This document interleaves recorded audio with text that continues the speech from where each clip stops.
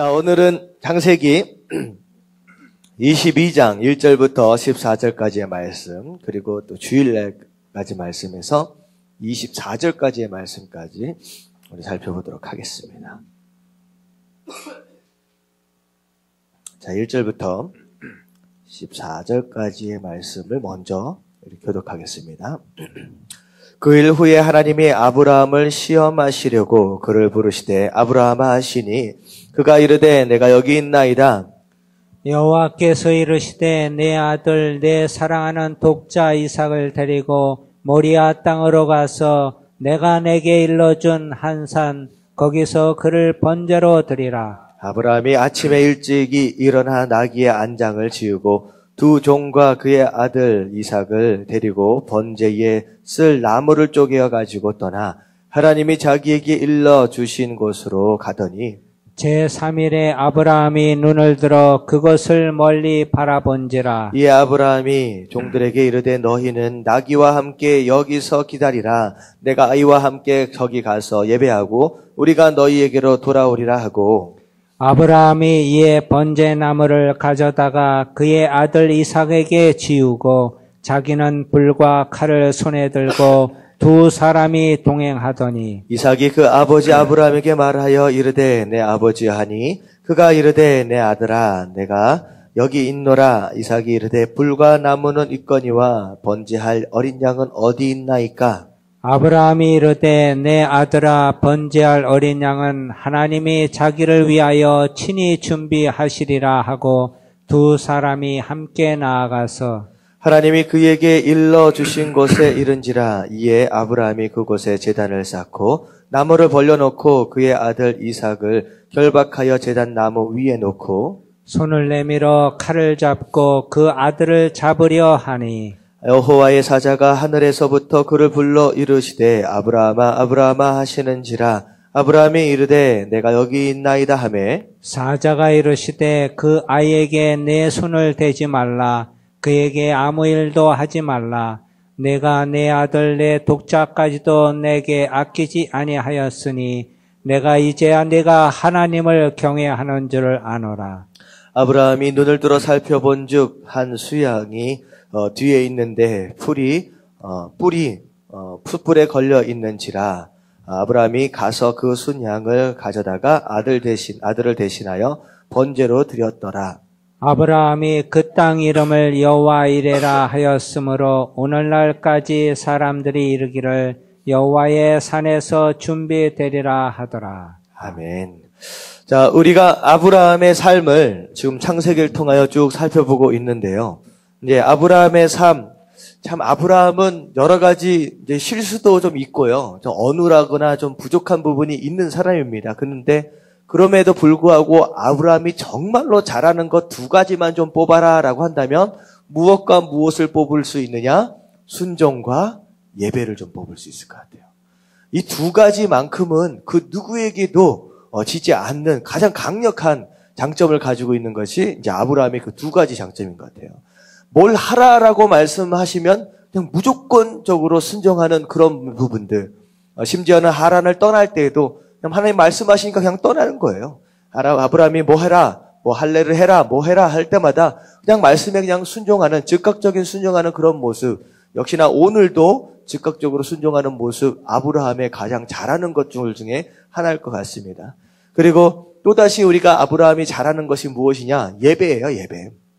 하란을 떠나서도 그렇고 가나안 땅 안으로 들어와서도 그렇고 어디를 가든지 아브라함은 지나가는 자리마다 제단을 쌓았습니다. 심지어는 어제 이야기, 어떻게 보면 오늘 아침에 봤던 이야기일 것 같아요. 부엘세바라고 하는 지역에서 우물을 이제 얻게 되잖아요. 근데 사실 그 상태도 마찬가지로 어떻게 했느냐? 부엘세바를 딱 얻고 나서 뭐 했어요? 하나님 앞에 예배 드렸다라고 하는 거예요. 하여튼간 뭘 하든지 간에 항상 예배를 드릴 줄 아는 그런 모습. 사실 신앙인의 가장 중요한 모습은 예배 드리는 모습입니다. 누가 우리를 향하여서 이 사람은 하나님의 사람이다라고 하는 걸 무엇을 통해서 알겠습니까? 결국은 예배를 드리는 모습을 통하여서 이 사람은 하나님의 사람이다라고 하는 걸 알게 되는 거죠. 나중에 아브라함이 다른 사람들 보기에 와, 이 사람은 정말 하나님이 함께하고 있는 사람이구나. 복을 받는 사람이구나. 심지어는 블레셋 왕이 와가지고요, 우리와 화친하자 라고까지 하면서 하나님 앞에 영광을 돌리게 되거든요. 결국은 아브라함이 어떤 모습을 통하여서 예배드리는 모습을 통하여 이 사람은 하나님이 함께 하시는 거구나. 그리고 이 사람이 받는 복은 누구로부터 온다? 하나님으로부터 온다라고 하는 것이 바로 예배의 자세를 통하여서 증명되어지고 있다라고 하는 거예요. 만약에 우리가 예배의 모습이 없다라고 한다면 세상 사람들이 우리를 보고 하나님의 사람인지 어떻게 알겠습니까? 그리고 만약에 예배의 모습이 없다라고 한다면 받고 있는 복이 하나님께서 주시는 복인지 어떻게 알겠습니까? 그냥 재수가 좋나 보다라고 생각할 수밖에 없는 거죠. 결국은 하나님은요, 우리의 삶을 예배를 통하여 시작하시고, 예배를 통하여 만나주시며, 예배를 통하여 복을 주시고, 또 예배를 통하여 그분이 살아계신다라고 하는 걸 증명해 가신다라고 하는 거. 그래서 우리 삶 가운데 절대 양보해서는 안 될 것이 있다라고 한다면 첫 번째가 예배다라고 하는 거예요. 그래서 우리 예담인에 다시 잘 다짐해가지고 절대 우리는 양보하면 안 되는 첫 번째가 무엇입니까? 예배예요, 예배예요. 주일날 우리가 예배를 꼭 나와라, 주일을 성수하는 걸 목숨처럼 지켜라 라고 얘기하는 것도 주일이 마치 율법적으로 안식일의 개념을 가지고 있기 때문에 주일을 목숨처럼 지켜라는 얘기가 아니에요. 주일이 안식일입니까? 아니에요. 더 이상 우리는 율법에 갇혀있는 사람이 아니에요. 묶여있는 사람이 아니에요. 주일은 절대 안식일이 아닙니다. 그럼에도 불구하고 주일을 예배드리는 날로, 하나님의 날로 구별하면서 예배를 목숨처럼 지켜야 하는 이유가 뭐냐면 그것이 바로 우리가 하나님의 사람이다라고 하는 걸 증명할 수 있는 가장 중요한 툴이기 때문이에요. 그래서 딱 봐보세요. 주일이든 아니든 상관없이 주일 돌아다닌다고 생각해 보십시오. 주일날 어디 놀러 가자 그러니까 가자. 그러면 그 사람이 하나님의 사람인지 어떻게 알겠습니까? 결국은 아니야. 오늘은 주일이야. 오늘 예배드리는 날이야. 라고 철저하게 그날을 하나님의 날로 구분할 줄 아는 그 모습이 이 사람은 하나님의 사람이구나 라고 하는 걸 간접적으로 증거하고 다니는 거예요. 그래서 주일날만큼은 여러분들 잘 지켜나가면서 아브라함의 제단을 쌓아가는 것처럼 여러분들 삶 가운데 쌓여져가는 제단들을 많이 만들어 나가시길 주님의 이름으로 축원합니다.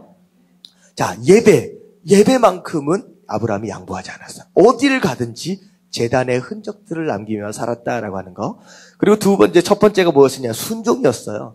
자, 오늘이 아브라함의 순종을 어떻게 보면 가장 아름답게 묘사되어지게 만드는 어떤 그런 부분일 것 같아요. 자, 보니까 1절을 보니까 그 일 후 이게 무슨 일이냐? 아비멜렉이라고 하는 블레셋 이제 왕과 그랄 땅이죠. 거기에 왕과 이제 화친을 맺게 되는 장면, 그리고 부엘세바라고 하는 땅을, 거기에 있는 우물을 얻게 되는 장면이 나옵니다.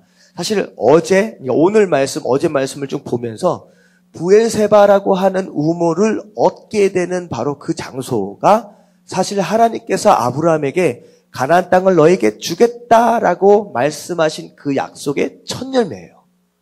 그러니까 돈 주고 산 거거든요. 부엘세바라고 하는 그 우물 자체는. 실제로 부엘세바는 이스라엘 나중에 통일왕국 시대 때 보면요, 이스라엘의 가장 남단에 있는 땅이 부엘세바입니다. 그래서 이스라엘 전체 땅을 얘기할 때 어떻게 얘기하느냐? 단부터 부엘세바까지라고 얘기를 합니다. 그래서 단 하면 이스라엘의 가장 북단에 있는 땅이고요, 이스라엘의 가장 남단에 있는 땅이 부엘세바입니다. 그래서 부엘세바, 어떻게 보면 하나님께서 아브라함 자손들에게 주신다라고 하신 약속의 땅의 첫 열매가 부엘세바고, 그 전날, 그러니까 그저께죠. 그저께 이삭이 태어났어요. 이게 바로 아브라함에게 약속하신 자손에 대한 첫 열매가 바로 이삭입니다. 그래서 아브라함 자식이 하나도 없었죠. 그리고 가나안 땅, 알지도 못하는 땅이죠. 이제 하나님께서 약속하셨던 자손에 대한 거나 땅에 대한 모든 약속들이 어제 그제를 통하여 첫 열매를 이제 보게 되었고, 그 약속을 통하여서 이제 하나님께서 그 약속을 이루어 가시는구나라고 하는 것을 조금씩 경험하게 되는 상황이 되는 거예요. 자, 그래서 오늘 같은 상황, 그 일 후에 부엘세바도 얻었어요. 삶의 터전을 잡았다라고 하는 거예요. 우물을 얻었어요. 유목민족이 우물을 얻었다라고 하는 것은 삶의 터전을 잡은 거예요. 그리고 약속의 아들인 이삭을 얻었어요. 아브라함과 사라 입장에서 본다면 그야말로 더도 덜도 말고 뭐만 하라? 그런 말 있잖아요. 더도 덜도 말고 한가위만 하여라. 그런 얘기 있잖아요. 정말로 행복한 거야, 진짜로. 정말로 누구와도 비교할 수 없을 정도 너무나도 행복한 바로 그 시점이야. 다 얻었어요. 땅도 얻었고 아들도 얻었어요. 정말로 어떻게 보면 사라는요, 그 참 눈에 가시처럼 있었던 그 누굽니까? 하갈하고 이스마엘도 쫓아내버렸어요. 그래서 눈에 가시가 될 수 있는 그 무엇도 존재하지 않는 정말로 행복한 바로 그 시점에 갑자기 하나님이 나타나십니다. 뭐라고 하시냐? 아브라함을 시험하시려고 나타나셨다. 테스트하려고. 자, 여기가 중요해요. 여러분 삶에 고난이 있고 역경이 있을 때는 오히려 기도하게 됩니다. 긴장하게 돼요. 근데요, 삶이 이 정도면 됐다라고 되어지는 바로 그 시점이 시험이 찾아올 수 있는 가장 적절한 시기일 수도 있다라는 거예요. 그래서 오히려 여기서 많이 넘어집니다. 하나님이 이때 찾아오는 거예요. 제가 한 번은 제가 미국에 있을 때 그런 그 워럴리프팅이라고 혹시 아세요? 계곡 같은 데 이렇게 보면 고무보트 타고서 막 급류 타는 거 있잖아요. 그걸 이제 제가 언제 정도 한 2000년, 2001년, 2002년도인가? 제가 한번 그때 저희 청년들 찬양팀하고 같이 한번 여행을 간 적이 한 번 있어요. 근데 그걸 타게 됐는데, 정말로 재밌습니다. 한 2시간을 내려와요. 2시간을 내려오는데, 뒤에 이제 기수가 있습니다. 이제 조종을 하는 거예요. 오른쪽으로 왼쪽으로 해서 구령을 막 붙이면서 해요. 근데요, 얼마나 노를 막 저으면서 가는지, 중간에 1시간 정도를 내려오면요, 이렇게 졌다가, 그 다음에 1시간 정도는 잠깐 쉬었다가 바꿔서 탑니다. 왜 그러냐면 이쪽 손을 너무 많이 쉬니까 어떻게 되냐면 이 팔이요, 띵띵 불어요. 이게 팔이 근육을 너무 많이 쓰니까 마치 근육을 1시간 동안 하는 것처럼 근육이 막 부풀어 올라가지고 이 팔이 안 움직여집니다, 나중에. 그래서 바꿔서 가고 그러거든요. 근데요, 제가 그걸 하면서 너무나도 귀한 것을 깨닫게 된 게 뭐냐면, 급류 있잖아요. 막 이럴 때는요, 저희 팀들이 한 7, 8팀들이 같이 내려가는데, 급류에서는 절대로 한 사람도 안 빠져. 막 이렇게 요동치니까 어떻게 해요? 최대한 물에 안 빠지려고 고무보트를 꽉 잡고 가는 거예요. 절대 안 빠져요. 뒤집어지지 않는 한은 안 빠져. 근데 신기하게 2사람이 빠졌어요. 언제 빠졌느냐? 막 내려오다가 갑자기 잔잔해진 거야. 야, 이제 됐다. 라고 하는 순간에 고무보트가 그 옆에 있는 돌에 탁 걸리니까 하더니만 봉당 빠져버리는 거예요. 그러니 여기서 하나 빠지니까 저기서도 하나 더 빠지더라고. 2사람이 그냥 이제는 됐다라고 하는 그 시점에서 그냥 빠지더라고요. 이게 그냥 굉장히 중요한 것 같아요. 힘들고 어려울 때는요, 하나님 못 살겠습니다, 하나님 살려주세요 붙들어요. 그때 기도해요. 그럴 때는요, 안 자빠집니다. 안 빠져요. 근데요, 이제는 살만하다. 이제는 가정도 이제 평안하고, 내 자식들도 잘 되고, 누구도 잘 되고, 남편도 이제 괜찮아지는 것 같고. 여러분, 이럴 때가 가장 위험할 때예요. 사실, 시험은 여기서 옵니다. 아브라함 지금 그 일 후에, 이게 사실은 아브라함 인생, 지금 100 몇 살 때 정도 되냐면요, 115살 정도 될 때예요. 이삭이 웬만큼 컸습니다. 그래서 이삭이 이제 이삭이 한 15? 그 정도 됐을 때라고 생각을 하시면 돼요. 그러니까 그 얼마나 이쁘겠습니까? 이제 어느 정도 남자의 모습을 가르쳐 가는 거예요. 얘가 이제 우리 기업을 이어갈 그 씨앗이구나 하면서 얼마나 행복하겠습니까? 정말 눈에 넣어도 안 아플 만한 그런 자식이거든요. 가장 행복한 그때 하나님이 찾아오시는 거예요. 딱 테스트를 하십니다. 자, 이게 이제 고비입니다. 자, 여기를 통과해 가면 이제 복이 쏟아져 들어오는 거지만, 여기서 실패하면 이게 이제 거꾸로 또 돌아가는 상황이 벌어지는 거예요. 자, 보세요. 시험하시려고 그를 부르되 아브라함아 하시니 그가 이르되 내가 여기 있나이다. 여호와께서 이르시되 내 사랑하는 독자 이삭을 데리고 모리아 땅으로 가서 내가 내게 일러준 한 산 거기서 그들을 번제로 드리라. 여러분, 번제가 뭔지 우리가 배웠죠? 통째로 어떻게 드리는 거예요? 다 다 드리는 거예요. 남김없이 그냥 다 드리는 거예요. 근데 이게 웬 말입니까? 누굴 제물로 드리라는 거예요? 이삭을 드리라는 거예요. 분명히 하나님이 약속하셨거든요. 하나님이 지금 앞뒤가 안 맞는 말도 안 되는 말씀을 하고 계시는 거예요. 원래는 이삭이 딱 태어나자마자 바로 이 자식이다라고 말씀하셨어요. 바로 이 이삭을 통하여서 네 자손을 민족을 이루도록 할 것이다라고 분명히 지목하신 것이 이삭이었어요. 근데 지금 웬 황당한 얘기입니까? 이삭을 바쳐라. 이삭을 번제로 바쳐라. 말하면 죽이라라고 하는 얘기예요. 말도 안 되는, 앞뒤가 안 맞는 말도 안 되는 지금 명령을 하시는 거예요. 근데요, 여기서 아브라함의 진가가 나오는 것 같아요. 그럼에도 불구하고, 말도 안 되는 명령임에도 불구하고, 분명히 이 자식으로, 이 이삭으로 말미암아 자손을 주겠다, 민족을 이루도록 하시겠다라고 하는 그 약속이 있었음에도 불구하고, 지금의 명령에 바로 순종을 합니다. 자, 보세요. 3절 보니까, 아브라함이 아침에 일찍이 일어나 나귀의 안장을 지우고 두 종과 그의 아들 이삭을 데리고 번제에 쓸 나무를 쪼개 가지고 떠나 하나님이 자기에게 일러주신 곳을 가더니, 아브라함이 이삭을 바치는 것이 얼마나 쉽지 않은 결단이겠습니까? 근데 아브라함은요, 어떻게 일어났어요? 아침 일찍 일어났다라고 하는 거예요. 다시 말하면 스스로가 아는 거예요. 고민하고 주저할 수밖에 없는 인간적인 자기 모습을 알기 때문에 오히려 고민하거나 주저할 수 있는 시간을 아예 안 주는 거예요. 그냥 일찍 일어나자마자 바로 짐을 챙깁니다. 그리고 재밌는 건 뭐냐면 지금 이삭을 바치러 가는데 사라가 한 번도 등장을 하지 않아요. 이 얘기를 만약에 사라와 의논했다라고 한다면 과연 이삭이 제물로 바쳐질 수 있었을까요? 없었을까요? 없어요. 사라는요, 엄마예요. 절대 이삭을 낳아줄 사람이 아닙니다. 이삭이 나중에 몇 살에 결혼했는지 혹시 아십니까? 40살에 결혼합니다. 그것도 사라가 죽자. 그때 장가갈 며느리를 찾으러 가요. 다시 말하면 아예 사라가 끌어안고 살기 때문에 아예 장가갈 기회가 없는 거예요. 얼마나 사랑하는지. 이게 보니까 사라한테 얘기하지 않습니다. 어떨 때는 순종할 때는 방해가 되어질 수 있는 그 어떤 원인도 오히려 피해갈 수 있는 것이 지혜다라고 하는 거예요. 아예 사라한테 얘기하지 않습니다. 스스로 결단하고 종들만 딱 데리고 떠납니다. 자, 그리고 나서 4절을 보니까 제3일에 아브라함의 눈을 들어 그곳을 멀리 바라본지라. 다시 말하면 며칠 동안 이삭과 더불어 길을 걸은 거예요. 3일 동안. 이 3일 동안 무슨 생각을 했을까 한번 생각해 보세요. 얼마나 많은 생각을 했겠습니까? 이 자식이 죽으면, 이 이삭이 죽으면 어떻게 되나. 그리고 생각해 보세요. 나중에 제물로 바쳤다고 생각해 보세요. 혼자 집에 돌아갈 걸 생각해 보면 이게 말이 안 되는 거거든요. 근데요, 나중에 보면요, 아브라함은 엄청난 믿음을 가지고 있습니다. 자, 보세요. 자, 5절 말씀 같이 한번 읽어볼게요. 5절 말씀 다 같이 시작.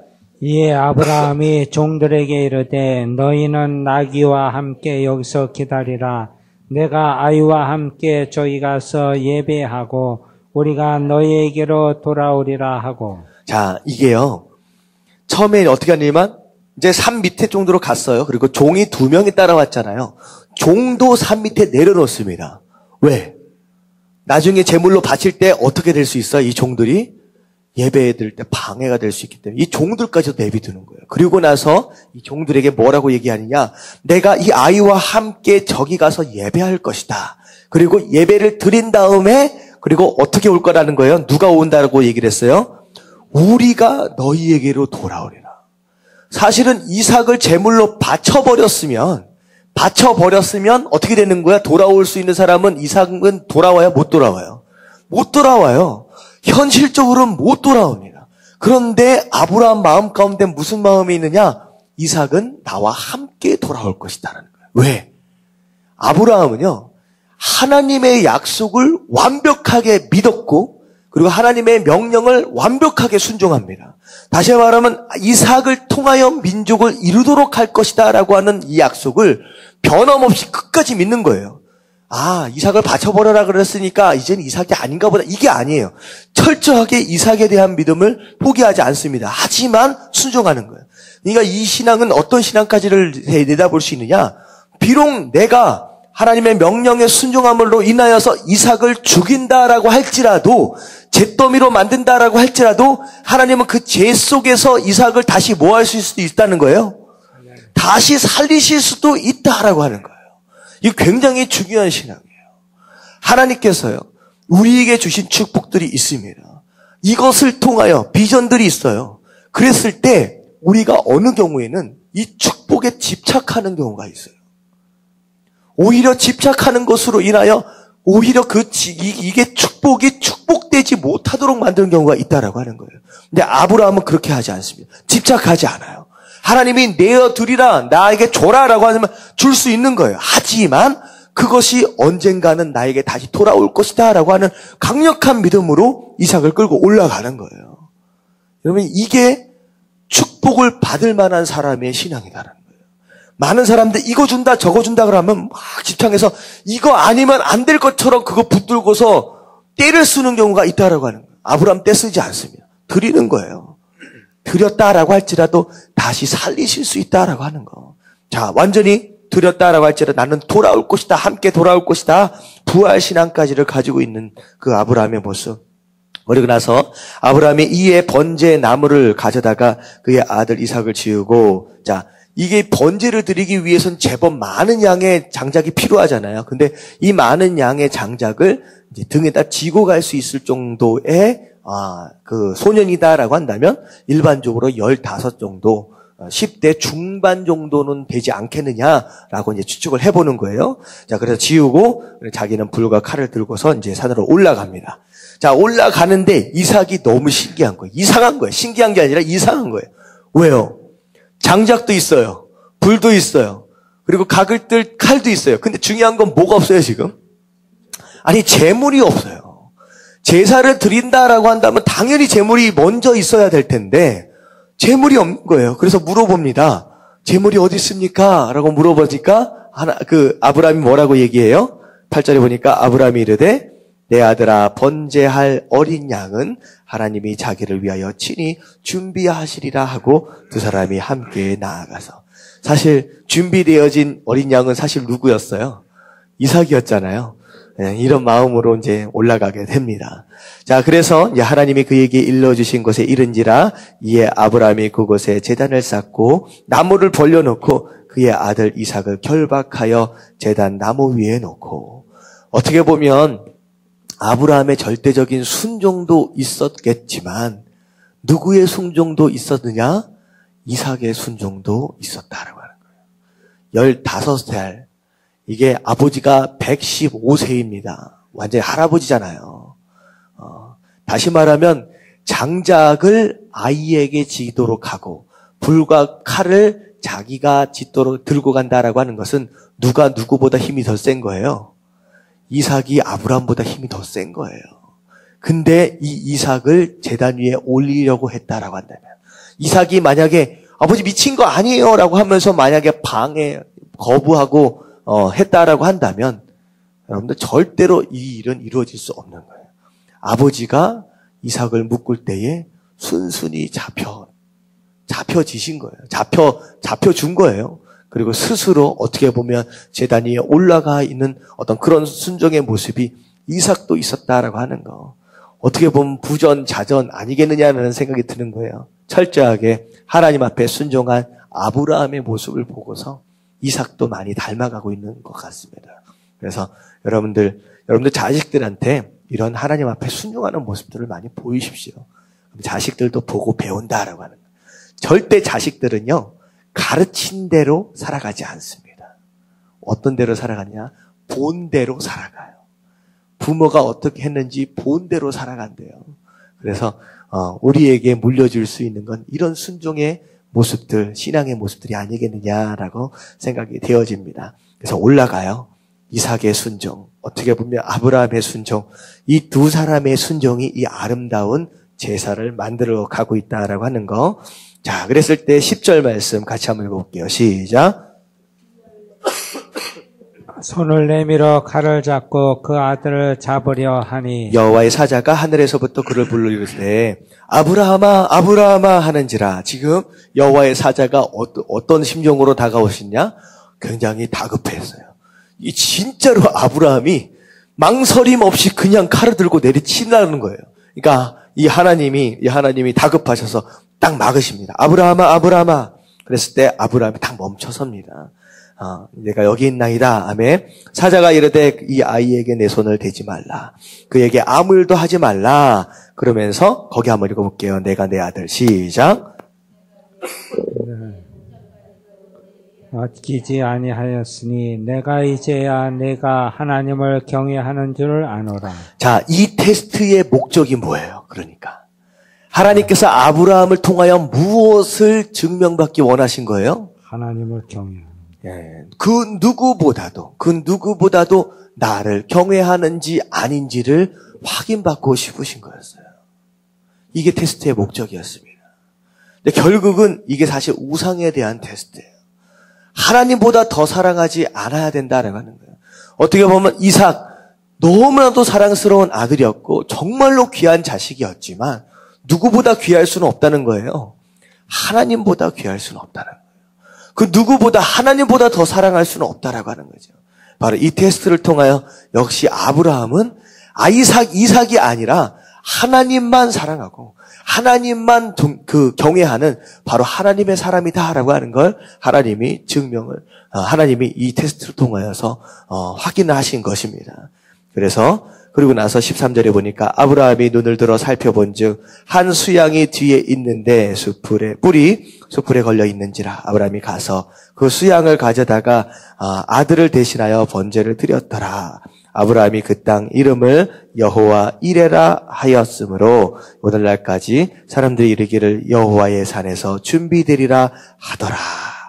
결국은 이 아브라함은 바로 이 산에서 하나님을 어떤 모습을 경험하게 되느냐? 여호와 이레. 준비하시는 하나님, 예비하시는 하나님을 여기서 경험하게 된다라고 하는 거예요. 그래서 사실 하나님은 여러 가지 모습으로 우리 삶 가운데 다가오시는데 특별히 오늘 말씀처럼 예비하시고 준비하신 하나님은 어떤 사람에 허락되어지느냐? 말씀에 순종하는 사람에게 허락되어지는 바로 그 하나님의 모습이다라고 하는 거예요. 하나님, 우리가 그렇잖아요. 하나님 이것도 준비하셨으면 좋겠고 저것도 준비하셨으면 좋겠고 내 삶 가운데 이런 일 저런 일 다 잘 풀렸으면 좋겠다라고 하는 그런 마음들 다 있잖아요. 근데 아무나 경험할 수 있는 하나님은 아닙니다. 정말로 이 일들이 어떻게 이루어질지 알지 못하는 가운데서 그냥 하나님 말씀에 한 걸음 한 걸음 순종하며 나아가는 바로 그 사람들에게만 허락하시는 것이 여호와 이레의 하나님이에요. 하나님 미리 준비해 놓으셨다라고 하는 거예요. 지금은 안 보여요. 보세요. 옆에 뿔이 걸려가지고 매어 있었습니다. 매어 있으면 매매 울고 있었을 거 아니에요. 하지만 아브라함이 눈을 들어 보기 전까지만 해도, 다시 말하면 순종을 통하여서 테스트에 통과하기 전까지만 해도 그 수양은 안 보이는 거예요. 하나님은 그렇게 인도해 가십니다. 옆에 분명히 수양이 있어요. 예비해 놓으셨어요. 근데요, 어느 시점 순종의 모습을 통하여 테스트가 통과되기 전까지는 그게 안 보여요. 바로 옆에 있어도. 하지만 하나님의 말씀에 정말로 순종을 해서 그렇게 인도하심을 받고 간 그 사람, 눈을 들어본 즉 그때 보이기 시작한다라고 하는 거예요. 그래서 예비하신 하나님이 먼저예요? 순종하는 모습이 먼저예요? 순종이 먼저예요. 순종을 했더니 그때 예비하신 하나님을 만나게 된다라고 하는 거 여러분들 기억하시면서 내 삶 가운데 지금 해야 할 순종이 무엇이냐라고 하는 걸 염두에 놓으시고 언제나 아브라함처럼 순종할 수 있는 저와 여러분들 되시길 주님의 이름으로 축원합니다. 그리고 중요한 것은 마치 이 이삭의 순종과 아브라함의 순종, 하나님 왜 이렇게 하십니까? 아브라함 한마디 질문하지 않습니다. 이삭도 마찬가지로 질문하지 않아요. 아버지 미쳤어요. 지금 뭐 하시는 거예요? 누가 이러래요? 한마디 반항하지 않고 질문하지 않습니다. 하나님이 아브라함한테 이렇게 하라라고 명령하실 때 하나님이 아브라함을 향하여 이삭을 향하여서 설명해 주지 않아요. 이거는 시험이니까 이렇게 하면 나중에 어떻게 해야 될 거야? 설명해 주지 않아요. 설명이 필요 없이 순종되어지는 게 진짜 순종이에요. 그 중간에 어떤 불평도 불만도 하지 않습니다. 그냥 오로지 순종하는 것에만 집중하는 이 아브라함의 모습. 바로 이게 진정한 순종이다라고 하는 걸 생각하시면서 아브라함처럼 순종하는 그런 삶, 진짜 신앙의 삶을 살 수 있는 저와 여러분들 되시길 주님의 이름으로 축원합니다. 아멘. 아멘. 그리고 여기 이제 사실 모리아 땅에 가서 이제 예배를 드리잖아요. 이 땅이 좀 특별한 장소예요. 자, 이 땅에 나중에 몇 년 정도 있다가 갈까요? 나중에 솔로몬 성전이 바로 이 자리에 딱 세워지게 됩니다. 어떻게 보면 이삭을 바쳐지게 되는 이 상황, 그 장소가 바로 솔로몬 성전이 세워지는 그런 장소가 나중에 되어집니다. 그리고 아브라함 특별히 하나님께서 아브라함을 향하여서 뭐라고 말씀하셨느냐? 아브라함은 내 벗이다라는 말씀을 하셨어요. 친구다라고 하는 거. 근데 아브라함에게만 하셨던 얘기인 것 같아요. 예수님은 제자들을 향하여 친구다라고 말씀하셨지만 하나님 그분 스스로 아브라함을 향해서 마치 벗처럼 얘기하신 것은 아브라함뿐인 것 같아요. 근데 아브라함을 향하여 왜 아브라함을 향하여 친구라고 어떻게 이야기하실 수 있을까라는 곰곰이 생각해 보니까 바로 이 사건 때문이 아니겠느냐라는 생각이 드는 거예요. 하나님의 마음을 그나마 그래도 조금 이해할 수 있는 사람 누구겠느냐라고 하는 거예요. 그분의 아들을 이 땅 죄 때문에 우리 인간을 살리시기 위해서 대속 제물로 바치셔야 했던 그 하나님의 아버지의 마음. 그 마음을 조금이라도 이해할 수 있는, 사실 그분 손으로, 하나님의 손으로 그 아들을 십자가 위에 달아 놓으신 거거든요. 달리게 하신 거거든요. 어떻게 보면 그 마음을 가장 그래도 이해할 수 있는 사람 누구겠느냐라고 생각해 보니까 이 아브라함 아니겠느냐라는 생각을 해보게 됩니다. 자기 손으로 아들을 죽여야 하는 바로 그 순간을 경험했던 바로 이 아브라함. 그랬기 때문에 그 순종을 통하여서 그래도 하나님의 마음을 조금이라도 이해할 수 있었기 때문에 이제 아브를 향하여 내 벗이다라고 얘기하지 않았는가 그런 생각을 해보게 됩니다.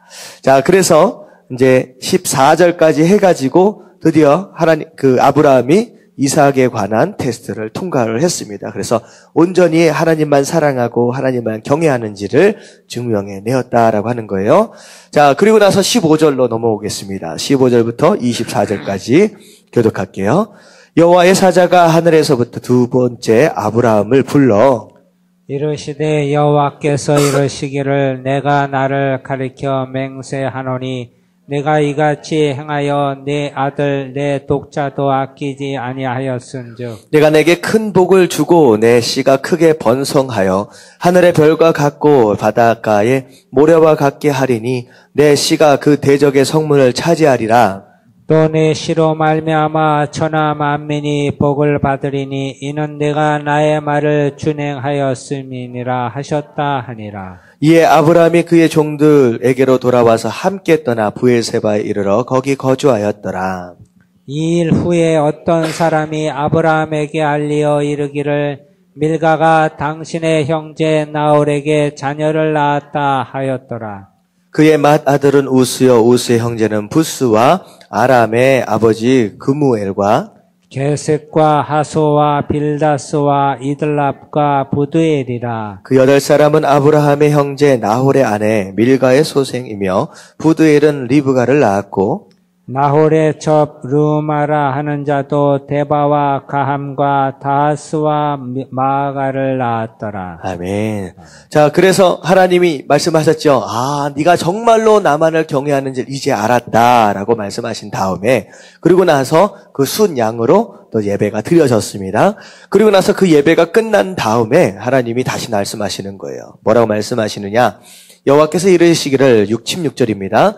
내가 나를 가르쳐 맹세하느니, 그러니까 하나님이 누구를 가르쳐 맹세해요? 하나님이 그분 스스로를 향하여 맹세했다라고 하는 거예요. 다시 말하면 이 맹세는 약속이라고 하는 개념에서 조금 이제 뭐라 그럴까요? 좀 강력한 약속이 있잖아요.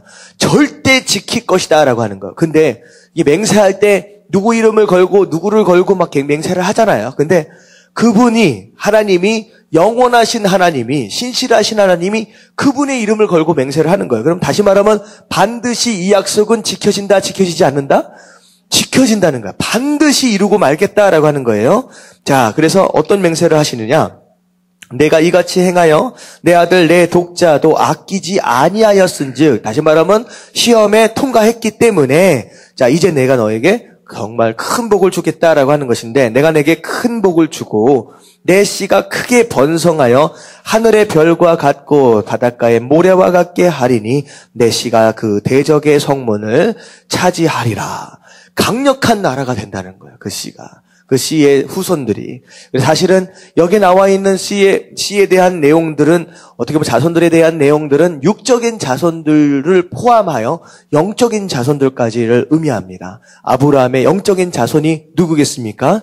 바로 우리 아니겠습니까? 바로 우리까지를 이야기하는 거예요. 자, 그래서 또 내 씨로 말미암아 천하 만민이 복을 받으리니 이는 내가 내 말을 준행하였음이니라 하셨다 하니라. 다시 말하면 18절에 보니까 내 씨로 말미암아 천하 만민이 복을 받을 것이다. 그러니까 복을 너에게 먼저 주고 그 복으로 말미암아 천하 만민들이 더불어 복을 받게 될 것이다 라고 하는 거예요. 자, 그런데 이렇게 복을 주는 이유가 뭐예요? 아브라함에게 하나님께서 이런 복을 준 이유가 뭐라고 얘기했어요? 말씀을 순종. 내가 나의 말을 준행하였음이니라. 이 이유 때문이에요. 다시 말하면 하나님께서 아브라함에게 복을 주신 이유는 네가 순종했기 때문이다라고 하는 거예요. 다시 말하면 제가 항상 얘기하는 얘기. 복 받으려면 어떻게 하라? 복 받을 짓을 해라라는 거예요. 복 받을 짓이 간단하게 얘기하면 여기 말씀에 보면 뭐예요? 하나님의 말씀에 준행하는 거, 순종하는 거. 자, 이게 복 받을 짓이라는 거예요. 굉장히 간단한 얘기입니다. 그래서 복을 얼마나 많이 받고 싶습니까? 그래서 지금 내일 모레가 우리 구정이잖아요. 구정에 친척들 만나면 뭐라고 얘기를 해요? 새해 복 많이 받으세요라고 얘기하지만 아무리 축복을 한들 그 사람이 복 받을 짓을 안 하면 복이 갑니까? 안 갑니까? 복이 안 가요. 어떻게 보면 인사를 이렇게 해야 되나? 새해 복 많이 받을 짓 하세요. 뭐 이렇게 해야 되나? 복 받을 짓을 하면 자동스럽게 온다라는 거예요. 말씀에 준행하면 복이 따라온다라고 하는 거. 너무나도 간단한 이치인데 사실 이게 쉽지를 않은 거죠. 그래서 가장 중요한 거, 내가 뭐에 순종할 것인가라고 하는 것을요. 새해 이미 한 달이 좀 지나가긴 했지만 다시 한번 좀 생각해 보면 좋을 것 같아요. 내가 말씀에 순종하겠다라고 한다면 말씀 순종 굉장히 추상적일 수 있어요. 구체적으로 내가 말씀에 순종한다라고 했을 때 뭐에 순종할 것이냐라고 하는 걸 좀 정해놓으면 좋을 것 같아요. 제가 돕기 위해서 제가 5가지 해놓은 게 그거예요. 예다민의 다짐. 여러분들 그 5가지만 해보십시오. 복을 받습니다. 첫 번째, 뭐를 목숨처럼 지키는 거예요? 절대 양보하지 않는다. 첫 번째, 예배 양보하지 마세요. 정말로 제가 한 6개월 동안 내가 몇 번을 얘기했는지 모르겠습니다. 가장 중요한 예배 양보하지 마세요. 아브라함이 복 받는 비결도 예배예요. 예배. 그 다음에 2번째 뭐예요? 말씀. 여러분들 큐티 잘하고 계시죠? 이게 나중에 검사합니다. 그 앞에 떠들어서 큐티하는 흔적이 좀 있어야 돼요. 여러분들 새해 초 되니까 이 생명의 삶이 이틀 만에 다 나가버렸어. 근데 이상해, 이번 주는. 이번에 두 달째 됐는데, 아직도 그 생명의 삶이 한 3권 남아있어. 초반에, 진짜 이거 말씀 봐야지. 새해는 2013년 때 말씀 봐야지. 벌써 한 달 만에 그냥 무너지기 시작한다라고 하는 거예요. 여러분, 이게 인간입니다. 여러분, 말씀을 보지를 않는데 하나님의 뜻을 어떻게 알겠습니까? 말씀을 봐야죠. 여러분들 큐티 하십시오.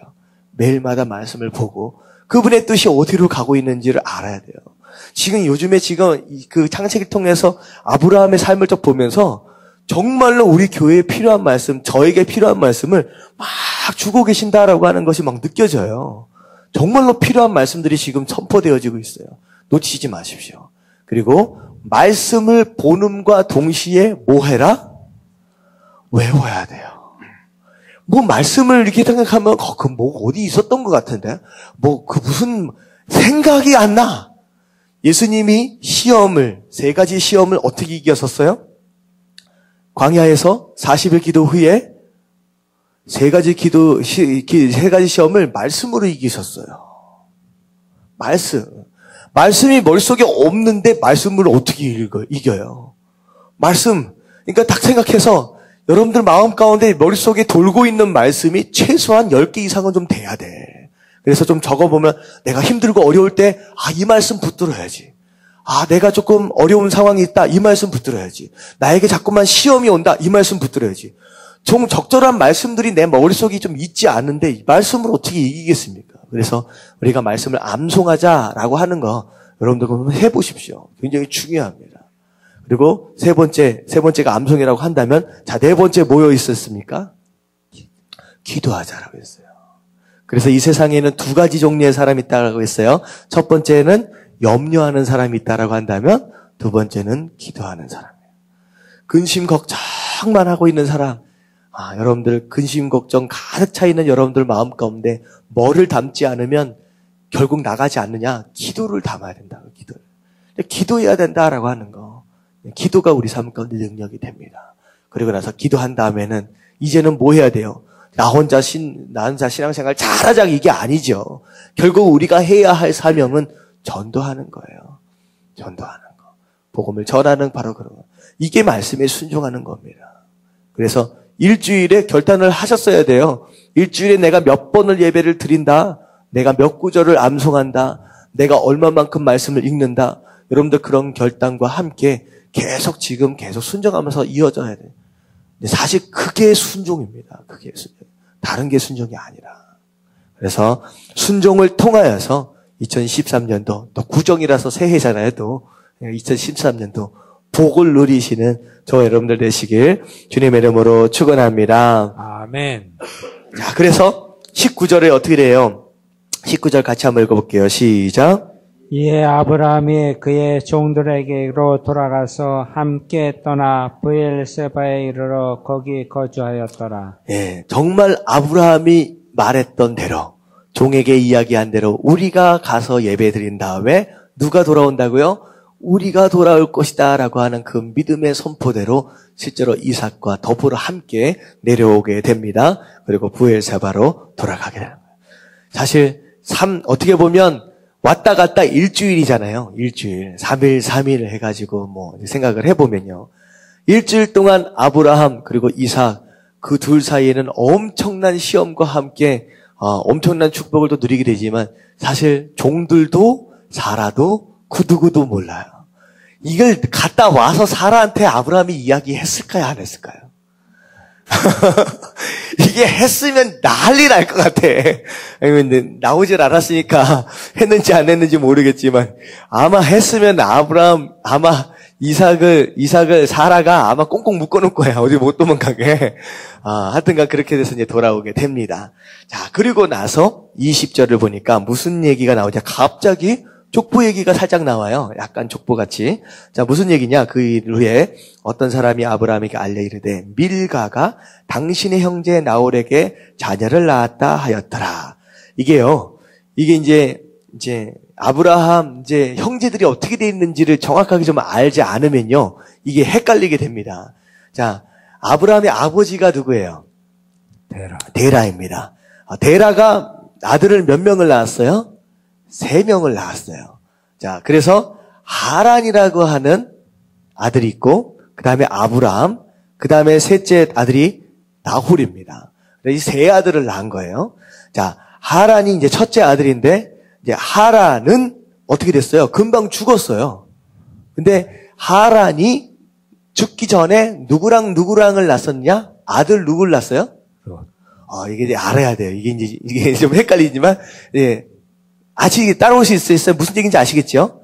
하란, 아브라함, 누구? 나홀. 3 아들이 있었어요. 자, 첫째 아들 하란은 일찍 죽었습니다.